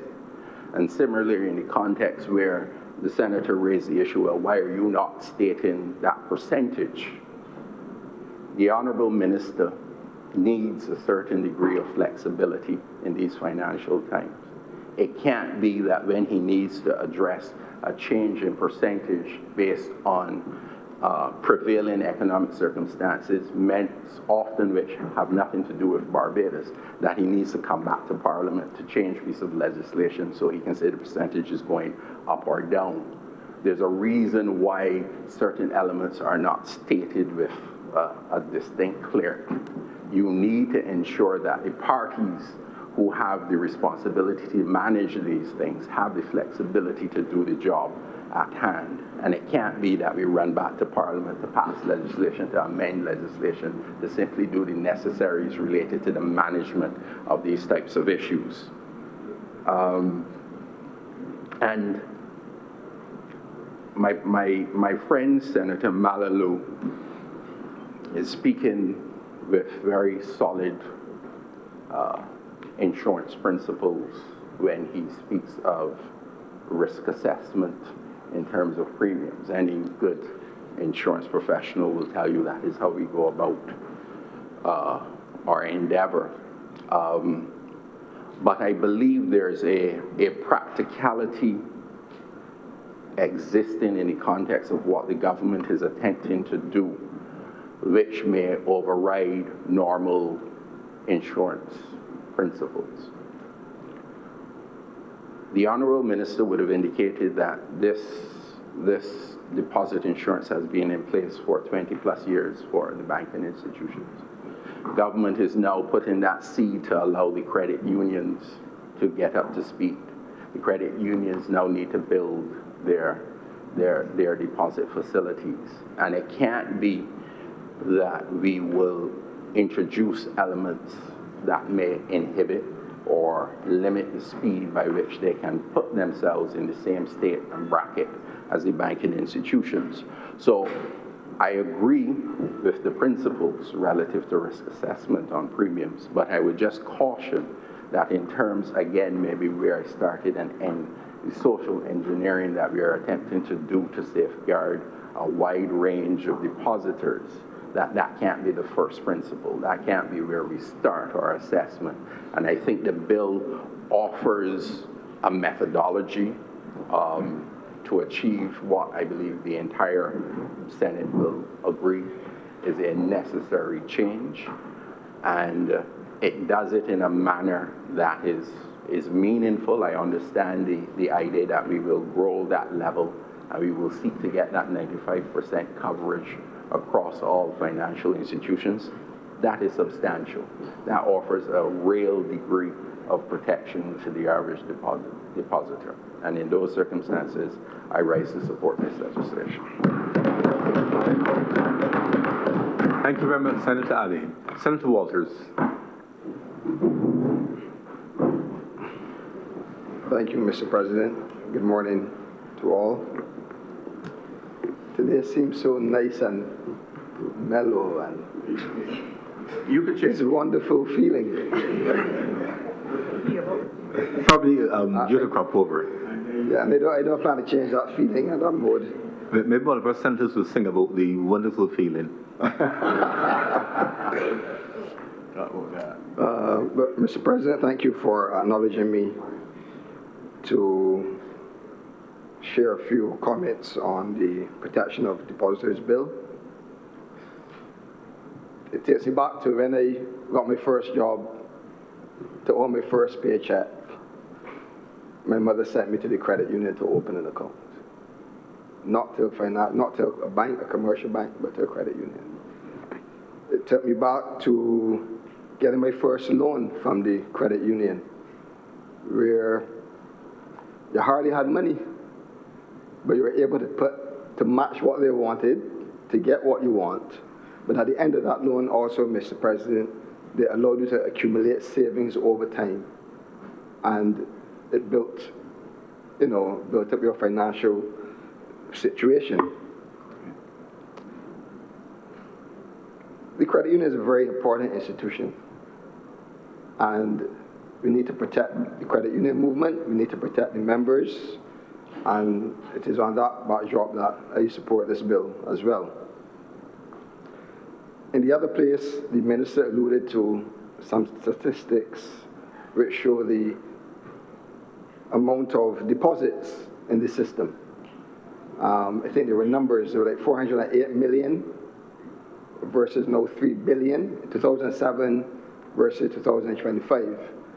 But if you put it in a different context, Mr. President, in the financial architecture in Barbados in 2007, credit unions would have contributed about 4.7% of those deposits at that time. in 2025, that rose to 17%. So it shows the importance of the movement. It shows how the credit union movement has really taken on a bigger role in the financial architecture of Barbados and the livelihoods of Barbadians, especially those working class and middle class Barbadians as well. So I give this full support because if you're protecting the members that put the money in, and this is a real means of protecting those deposits, I think it should have the full support of all Barbadians. Mr. President, one of the things that I also went to look at is acknowledging the role that the credit union plays in allowing persons to have a decent livelihood, to buy a home, buy land, to buy the first, second or third hand motor vehicle. It really plays an important role in moving persons from one stage to the next. So it takes on a lot of risks. It takes on a lot of risks in that sometimes persons are delinquent, they might be in and out of jobs, the rate that they might repay some legal loans may not be at the rate that a normal financial institution like a commercial bank would want to be involved in that relationship with that person. But the credit union has really filled a gap in this regard. And when I looked at one of the major credit unions and their delinquency rate, or their delinquency ratio, I see about 13% at 2025, just over 13%. When I looked at the delinquency rate or ratio in the commercial banks, I see under 4%. So the credit unions are really taking on a whole lot of risks for its members. It could be good, it could be bad, because members are depositing monies, and those have to be managed astutely and carefully to the benefit of the said members. But I wouldn't feel good if I didn't ask for the commercial banks to really have a broader appetite to a little more risk, because the burden is really heavy on the credit union movement if you look at the numbers.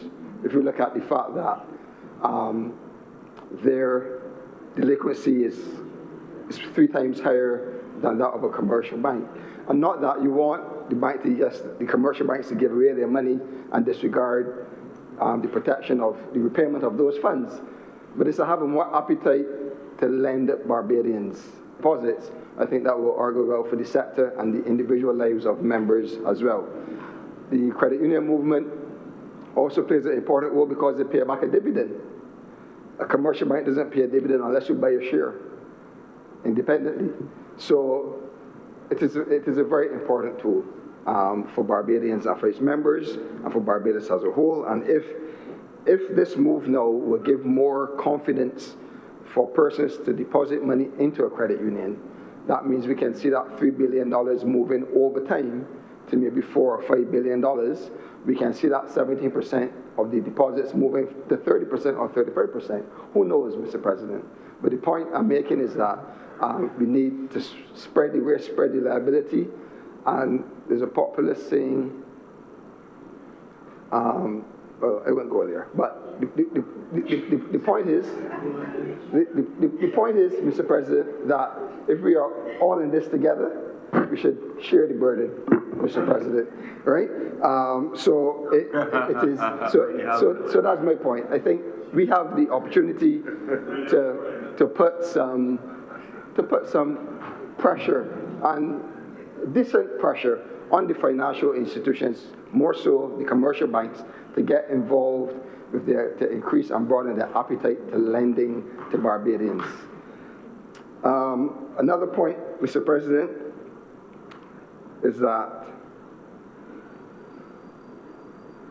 I understand that the Financial Services Commission has been doing a good job as it relates to monitoring the financial institutions in Barbados, especially the credit unions.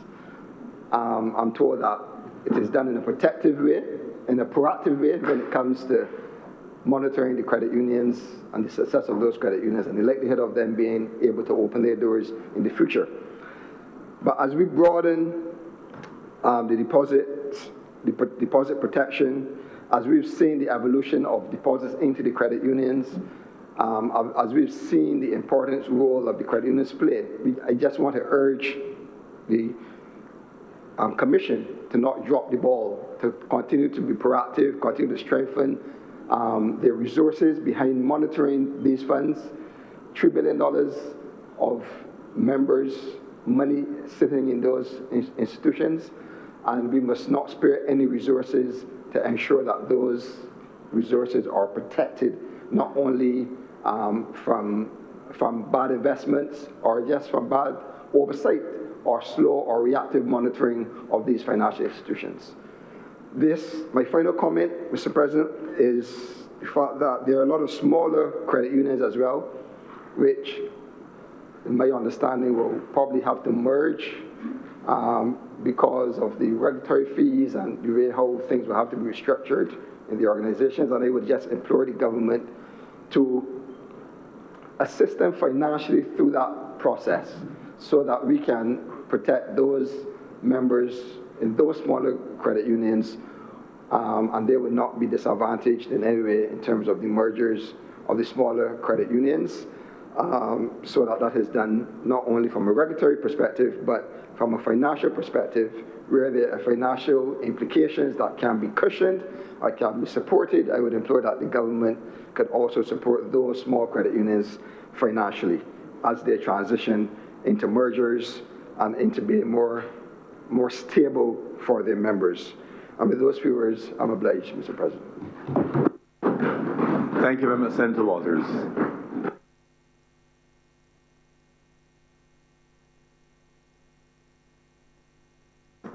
Her Honour, Senator Thompson.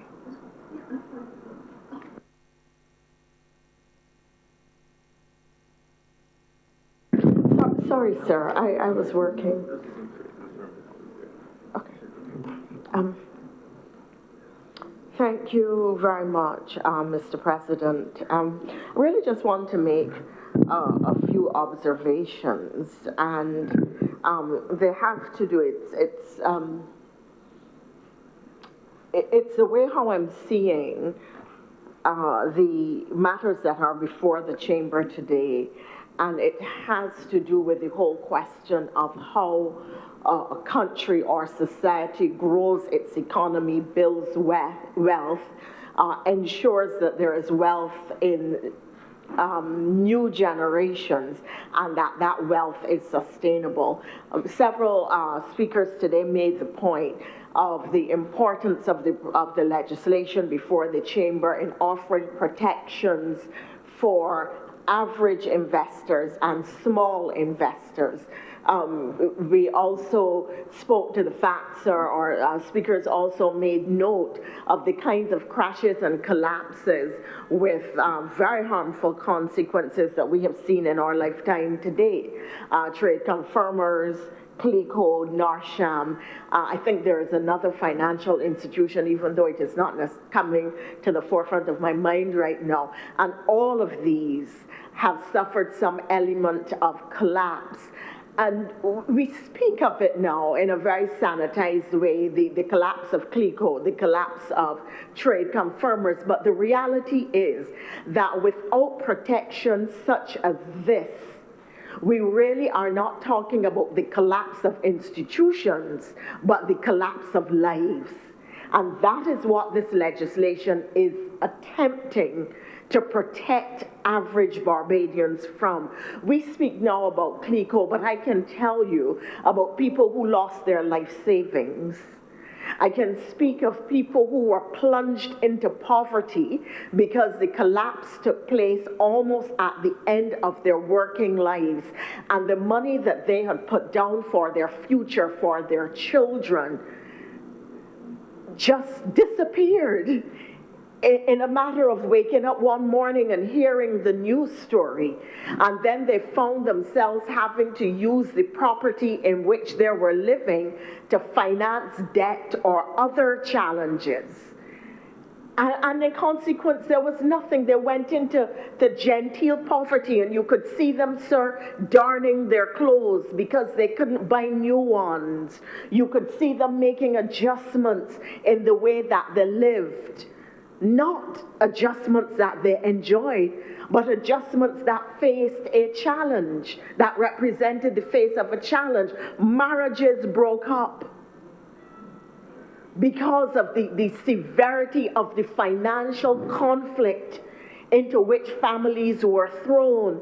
A wife got up one morning to learn that the husband had picked up their investments or their money and without conversation moved it all into Clico, and that was the end of that. And she had no knowledge. And it happened in the reverse as well, where the wife was the one managing the resources, and she made, the husband gave money every month, and she would take whatever was left over from the house, and instead of splitting the investment in a number of institutions, put it all into one place because she thought that she would have gotten a higher premium.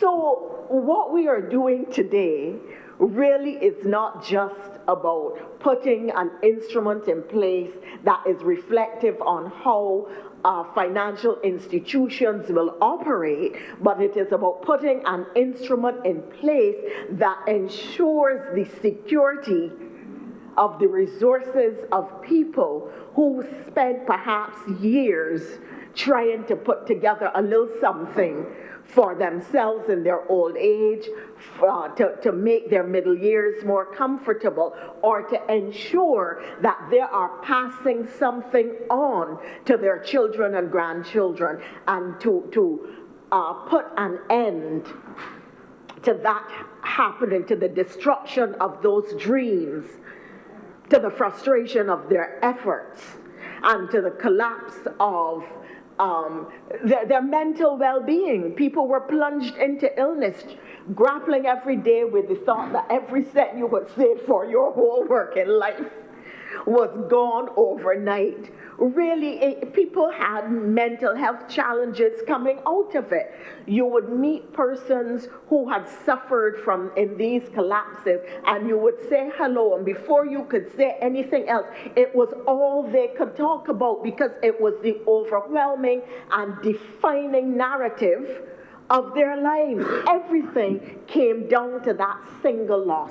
So this is a significant piece of legislation, and I'm glad to see that we have been able to speak with a high degree of consensus and harmony, even to the point of sharing the benefit and sharing the burden and sharing the bounty. I was glad to see the Honourable Senator Waters adopted the language of the Prime Minister. I hope that that means that we are seeing shifts in his positions.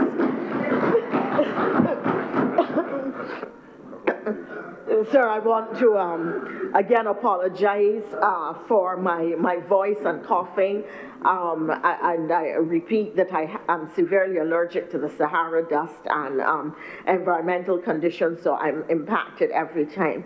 But, sir, for me, the conversation today really opens up wider questions.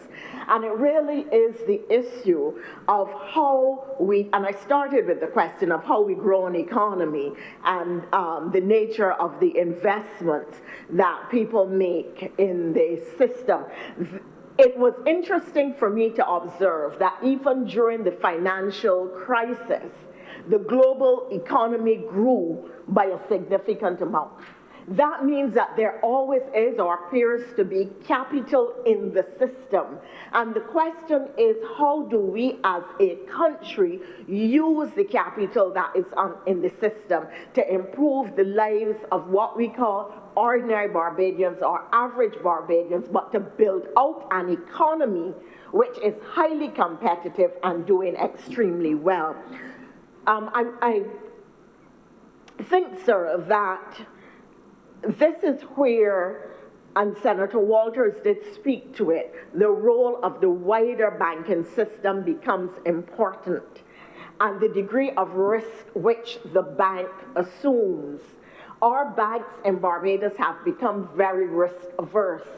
There was a time when you had a banking manager when you could go in and speak to the bank about a situation. I remember, sir, that after I got fired from the cabinet in 99, I think it was. Sorry, what? Speak to him after when you see him.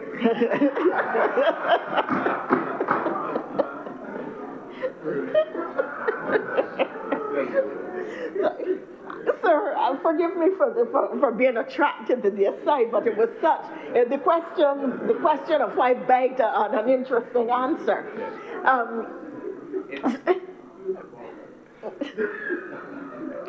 So at that point, sir, I had of course, it was actually, it was my parents' wedding anniversary, I think August 9th or 10th, and it was the middle of the month. And it meant, of course, that my income stopped immediately, but my bills did not. And therefore, at the end of that month, I was going to have bills but no income.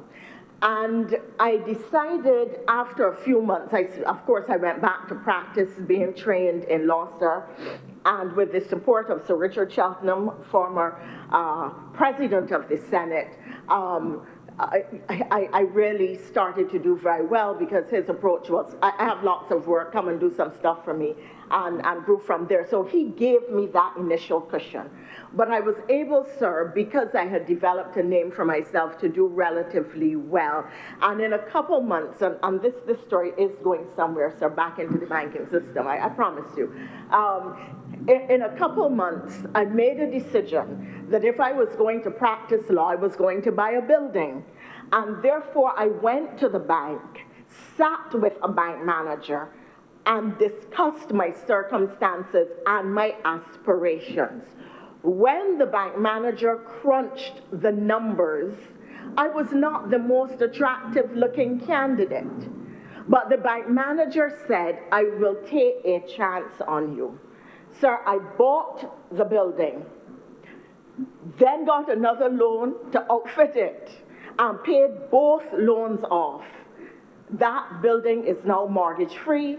The building was financed, but it was because the bank was prepared. You had a banking manager who would sit down with you and work out. And they determined that even though the ratios that banks use today, from the time you come into the bank and you say you want a loan, before they even hear you out, the first thing they are doing is crunching the numbers these days.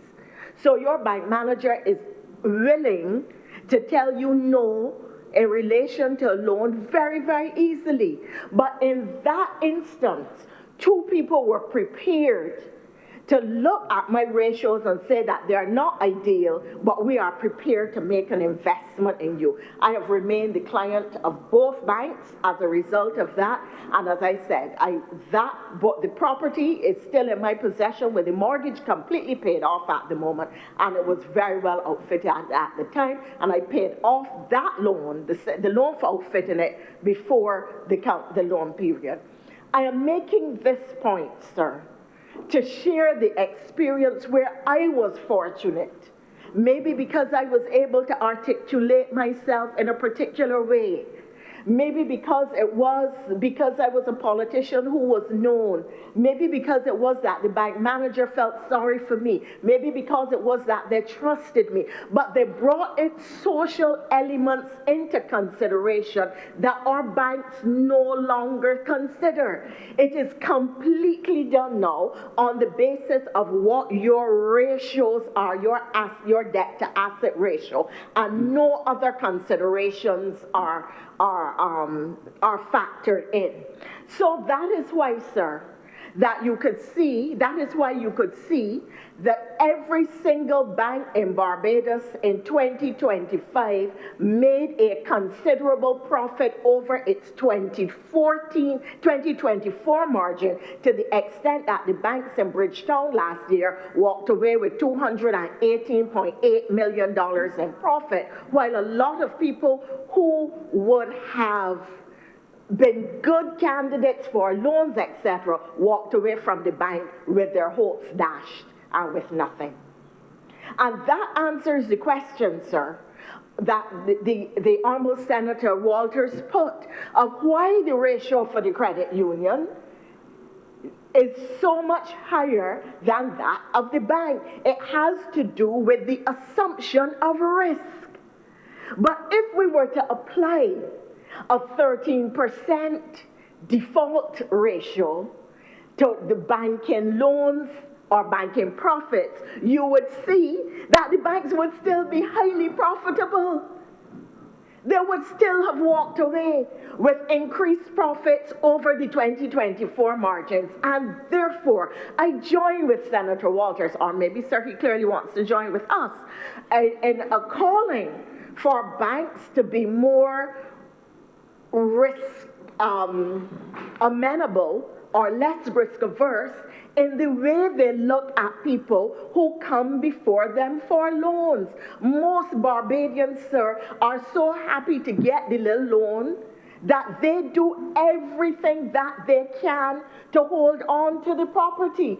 And I'm going back, sir, and I'm giving these narratives because I want people to understand that politicians is people too and understand what we go through. When I was fired from the cabinet, sir, no, it was after that, sir, something happened. My loan was not paid on the property, was not paid for a month. And an officer from the bank called me to ask me not to support me, but to ask me if I wanted to sell it. And I said to her, Madam, I do not wish and I have absolutely no intention of selling my property. If I have to suck salt to pay that mortgage, I will. Do not phone me ever again. And I put down the phone. 1 month I had missed. And that was the bank's response to a black person. Do you want to sell your property? I said, no, I do not. On another occasion, I tried to secure a loan, and these are the realities. I wanted to buy a bigger building for my practice. And the banking officer said to me, oh, I see you're married. Well, you would have to bring your husband. I said, well, if you can show me his law certificate, I can show you mine. And this is a building for my law practice. If you can show me his law certificate, you will see him. But if you can't show me his law certificate, you can't see him. Well, I could not figure it out. But men don't ever get told that they have to bring their wives, you know. These are the kinds of social biases that you see in the financial system. No, that is the reality. Our women experience it all the time, and we do not talk about these things. But I go on further with making this the underpinning point that our banks can assume a bit more risk than they currently do, and that more people of all races would benefit, but particularly those who are disadvantaged and who are asked to bring all kinds of information and data to satisfy criteria that really often make no sense. So that getting access to capital becomes an exercise in frustration with the amount of things that you are asked to put up, with the amount of capital that you then have to use to secure the little bit of money that you are seeking to apply. Sometimes you are asked to put up a mortgage-free property worth far more than what you are seeking to borrow. I mean, some of it really does not make sense. And I would wish to see that we have a change of approach in the banking system. I turn then to the credit union, sir. I have to admit that as a young woman, I did not understand much about the credit union system, but I recall that it was the Barbados Labour Party government under Tom Adams that gave impetus to the credit union movement in Barbados by creating legislation, concessions, and other measures, which really is the foundation upon which the Barbadian credit union movement is built.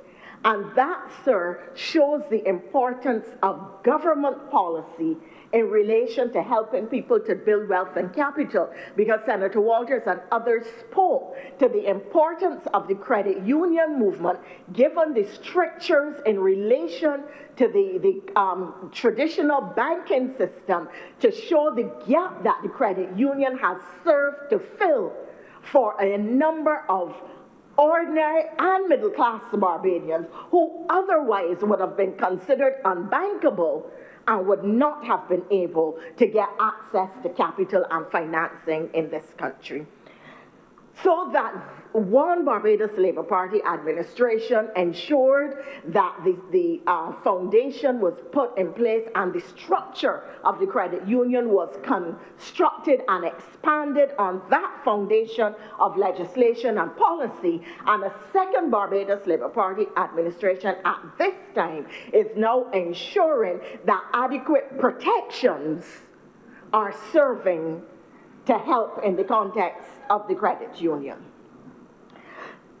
I remember when that legislation was put in place during the Tom Adams era, sir, I had a temporary job at Customs. And a customs officer, far more senior than I, whose name I do not recall, came to me. I was, sir, barely probably 21, 22 years old. Didn't know anything about the credit union. I was hearing these things on the radio. And he came up and he said to me, "Put your money in the credit union. It is for all like we sow." It was a simple bit of advice given to me by a man who must have then been in his 40s or so, sir. And I was barely about 22 years old. Put your money in the credit union. And this is important in a country where a lot of young people are not truly encouraged to save or invest. Many people in our country do not start seriously saving or investing until very late in life. We don't start planning for our old age and and the age and years in which we are not going to be working. But we have to start to see opportunities for investment and access to capital as the way of building intergenerational wealth for the Black community in Barbados. It is extremely important that we do so. And there are those who are sitting on capital in the banks, money in the credit union, shares in the credit union, and are not using it to invest. And I would wish to encourage Black entrepreneurs and Black people in the country who have wealth but are not investing it wisely or not investing it at all, to look to see what is the nature of the investment that they can make at this time that not only grows the economy, but grows wealth within their families. Because we have to get to the point in Barbados where families who look like, where the majority of Barbadians are able to have opportunities to ensure that the generations of their family will never be broke or poor again. That is very important for people that experience slavery and deprivation and colonization.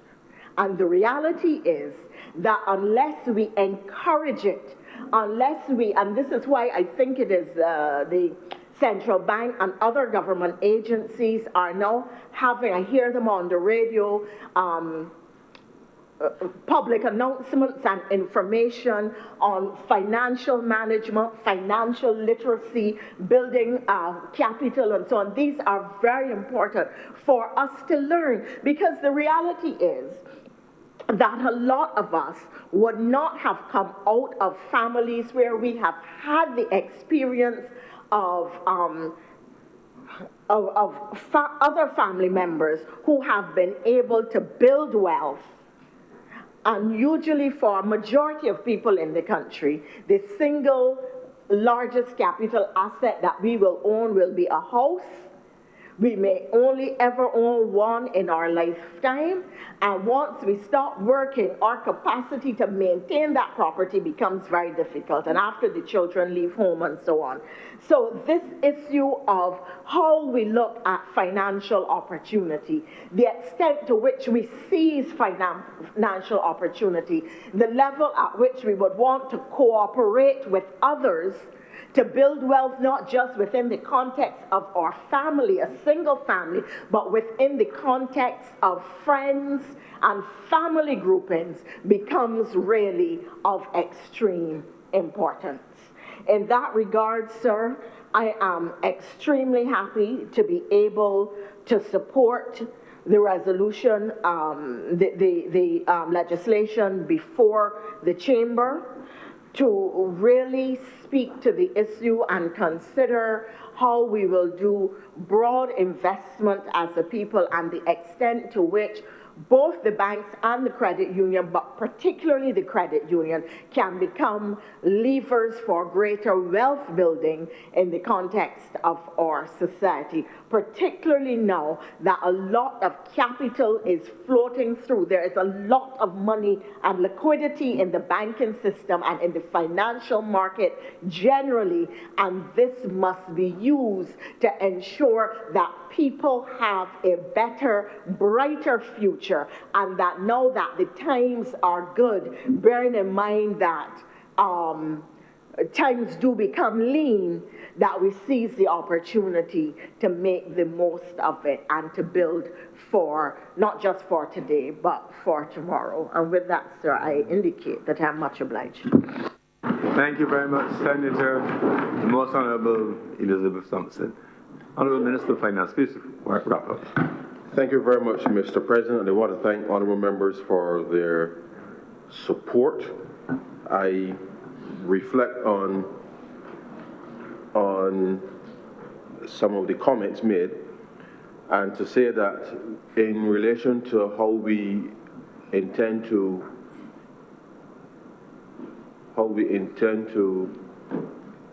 deliver on not just accountability but flexibility, that we've drafted the legislation to ensure that the mechanism through which reforms can be undertaken, that the reforms can be done, sir, as flexibly as possible, but not without any less transparency or accountability built in. Routinely, ministers will publish orders where the BDIC, in collaboration with its members, in relation to any reviews of thresholds, which by order will be laid in Parliament, so all and sundry will be aware that from whatever date that such will be the case. And to the extent that any resolution framework that now is built out, sir, and part of the reason I said that the focus now is to ensure that the member institutions have all of the necessary infrastructure and systems in place that allows the institute, the BDIC, should it be required to do so, sir, be able to settle within a 7-day period. So the reason the legislation speaks to as soon as possible is because obviously once we work out the mechanics in relation to not just the technical requirements, but ensuring then that communication with any affected members, there's a clear process and protocol in place for that requires a certain level of data quality, that once an institution has been deemed to be insolvent and then therefore the liquidation process has to take place, it means that the information, the records that the institution has for the members will have to be clear, such that the supervisory authority in relation to the resolution can actually contact these people and be able to do that. So what's the intent is to settle within 7 days. The legislation has been drafted to ensure that you have the flexibility to be able to execute, but the mission really is to be able to do this, if required, in the shortest possible time so that we avoid contagion, as I mentioned, sir, in my presentation. And I want to make it clear, sections 18.6 and I think 21.2 speaks clearly to the fact that there shall be no investments or any, so section 18.6, the fund shall not be used to make investments, deposits, or placements with member institutions. And 21.2, the corporation shall not invest the fund or part of the fund in a member institution. So to answer your question, it would be counterintuitive to be taking monies to reinvest into an institution where the risk could potentially materialize. So that is completely off the table in relation to the investment of the fund. Typically, the BDIC would invest in government securities and any other asset that we allow them to be able to invest in, but certainly nothing that is being offered within that ecosystem in relation to the members, and obviously for good reason. And so I thank honourable members for their support. This is indeed an opportunity for us to further enfranchise thousands of Barbadians across the land. And I think that as we have seen the progression in not just growth in deposits, but the growth in confidence, that the risk management, if you like, that the honourable member referred to in terms of the relationship between institutions and clients, I think that is where we have seen the credit unions take on a much more active role. And long may that continue. But as I indicated, the larger institutions become, you have to make sure then that you have the systems in place to work through those dynamics. Credit default is never a good thing for any, whether it's an institution or the client, and therefore that is part of the reason why communication between those who lend and for those who borrow is absolutely important, because it is the absence of that information and in a sense of that relationship with the institution, however that is defined, that tends to lend, that could complicate matters. And I certainly support the opportunity for credit unions to establish very robust relationship managers, if you like, sir, because there are times when you have to have the flexibility.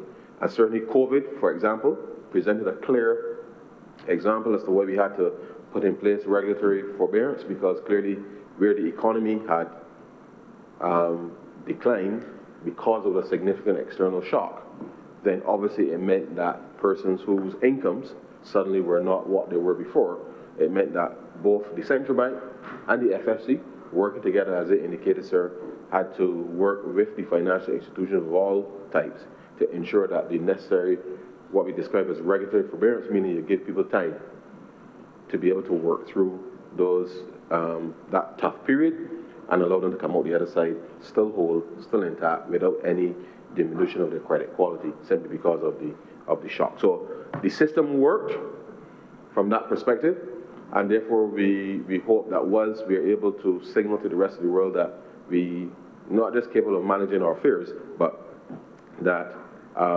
we have robust risk management protocols that are relevant to our circumstance. I believe that the sector clearly has done that for Barbadians, and they shall continue to do that for Barbadians as we see them participating more in the economy. And so, sir, with those very, very, very few words, I will beg to move, sir, that this bill be read a second time. The question is that this bill be read a second time.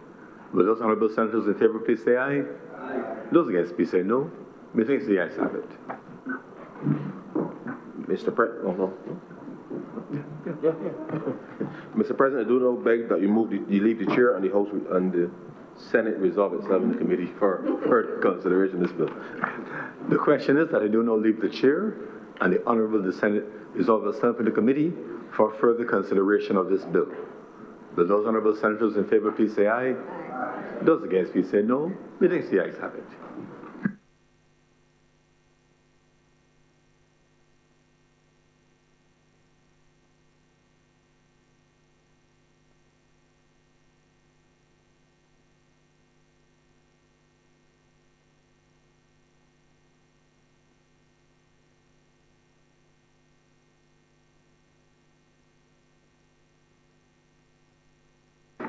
The Honourable, the Senate is now in committee.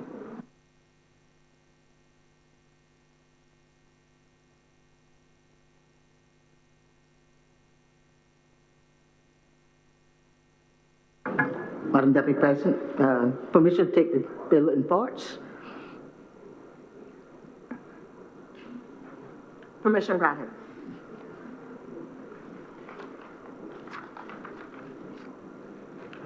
Part 1, clauses 1 through 4. Mr. Chairman, I beg to move that, Part 1, clauses 1 through 4 stand part. The question is that Part 1, clauses 1 through 4 do now stand part. Will all honourable senators in favour please say aye? Aye. Those against, would you please say no? The ayes have it. Part 2, clauses 5 through 17. Mr. Chairman, I beg to move that Part 2, clauses 5 through 17 stand part. The question is that Part 2, clauses 5 through 17 do now stand part. Will all honourable senators in favour please say aye? Aye. Those against, would you please say no? The ayes have it.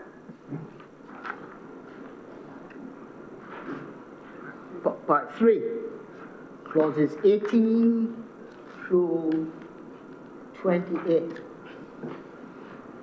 Madam Chairman, I beg to move that Part 3, clauses 18 through 28 stand part. The question is that Part 3, clauses 18 through 28 do now stand part. Will all honourable senators in favour please say aye? Aye. Those against, would you please say no? The ayes have it. Part 4, clause 29. Madam Chairman, I beg to move that Part 4, clauses 29 stand part. The question is that Part 4, clause 29 do now stand part. Will all honourable senators in favour please say aye? Those against, would you please say no? The ayes have it. Part 5, clauses 30 through 36. Madam Chair, I beg to move that Part 5, clauses 30 to 36 stand part. Question is that Part 5, clauses 30 through 36 do now stand part. Will all honourable senators in favour please say aye? Aye. Those against, would you please say no? The ayes have it. Part 6, clauses 27 to 41. Beg your pardon, we'll read that again. Part 6, clauses 37 to 41. Madam Chair, I beg to move that Part 6, clauses 37 to 41 stand part. Question is that Part 6, clauses 37 through 41 do now stand part. Honourable senators in favour, please say aye. Aye. Those against, would you please say no? The ayes have it. Part 7, clauses 42 to 54. Madam Chair, I beg to move that Part 7, clauses 42 to 54. Question is that Part 7, clauses 42 to 54 do now stand part. Will all honourable senators in favour please say aye? Aye. Those against, would you please say no? The ayes have it. The schedule. Madam Chair, I beg to move that the schedule be the schedule to the bill. The question is that the schedule be now the schedule to the bill. Will all honourable senators in favour please say aye? Aye. Those against, would you please say no? The ayes have it. Madam Chair, I beg to move the annual report to His Honour the President, the passing of one bill in committee. The question is that I do now report to His Honour the President the passing of one bill in committee. Will all honourable senators in favour please say aye? Aye. And those against, would you please say no? The ayes have it.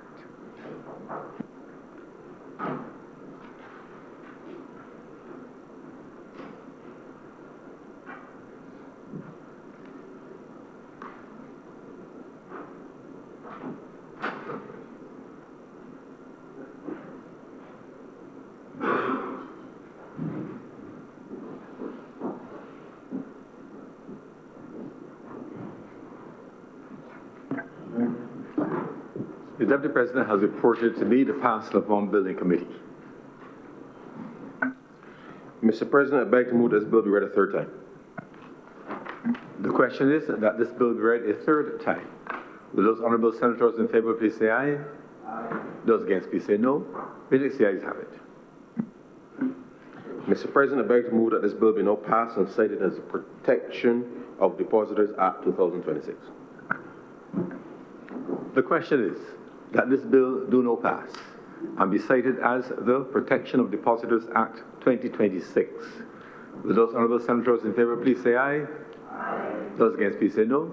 Majority ayes have it. This bill is now passed and so cited.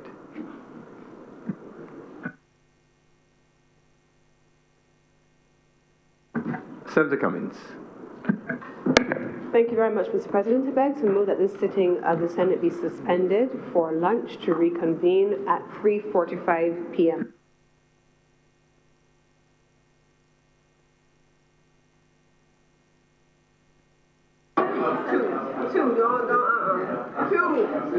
And we still get an extra 10 minutes. Mr. President, 2:45 p.m. The question is that the Honourable Senate be suspended until 2:45 p.m. today. Will those honourable senators in favour please say aye? Aye. Those against please say no. Majority ayes have it. The Senate is suspended until 2:45 p.m. today.